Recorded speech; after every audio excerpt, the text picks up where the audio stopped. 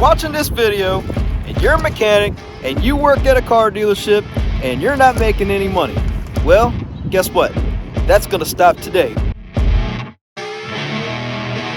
So when you work at a shop and you're one of 25 to 30 mechanics all fighting for the same thing, how are you supposed to make any kind of money? Number one, be a savage. What I mean by that is that you got to be cutthroat. I mean, don't worry about any other mechanic. Worry about number one, you. That means grab every single ticket you can and work on it. Every single car that you can even put in your bay, get it. Now, if that entails you getting to work way before any other mechanic, do it. Be in early. What's that old saying, you know, the early bird gets the worm? Well, guess what? The early mechanic gets the better ticket. So make sure you come to work early. Don't care about anybody else. Like I said, you're number one. Here's another tip. I'm sure that every shop has an appointment book, especially if you work at a dealership. I'm sure they have appointments.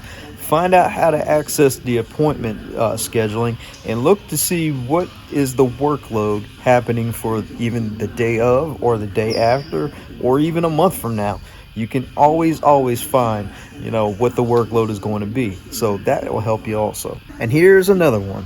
If you do get here early and you see all those customers lining up outside of the service lane, that means that's your money ready to come in. So you need to see what needs to be done and you need to get all of that you can. Rule number 2, get your hands on every single car that you can. And it is possible to work on more than one car, ladies and gentlemen. And you're probably going to ask me, I only have one lift, I only have one bay. How am I supposed to work on multiple cars at a time? This is what I do. I get my cars on the lift car, because I only have one. I get one on the lift as fast as I can. I get it checked out as fast as I can. I do the work and I get the estimate and the recommendations sent off to the parts department because they got to do their stuff, and while they're doing their stuff, they got to send it to the service writer, and then the service writer's got to talk to the customer. Do you know how much time that is wasted on you? So while that's happening, I get this daggone car out of here and I go grab another car and bring it in and do it all over again. It should only take you about 15 to 20 minutes at most to actually check a vehicle out and get it out the door. Now, if you got a diag, of course, that's going to be a little bit longer, but, you know, don't spend much time on diag. If you know what it is, get it checked out, get it in the system, and then back it out, grab another one. I guess you got to keep doing it. Now, I work on, at a one bay, I actually work on probably about 8 to 9 cars a day, and that's just on a slow week, or day rather. Now, I know you've seen these kind of people in the shop.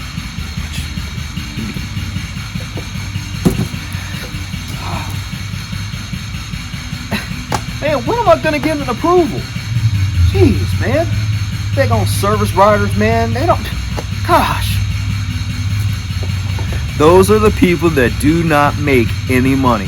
If you're hoping on one car getting approved, it's few and far between, because remember, every customer is not gonna buy everything all at one time. So guess what? Treat it like you're not gonna see that approval ever.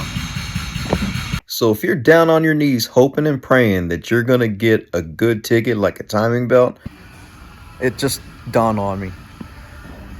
How in the hell am I actually filming all of this in an empty shop?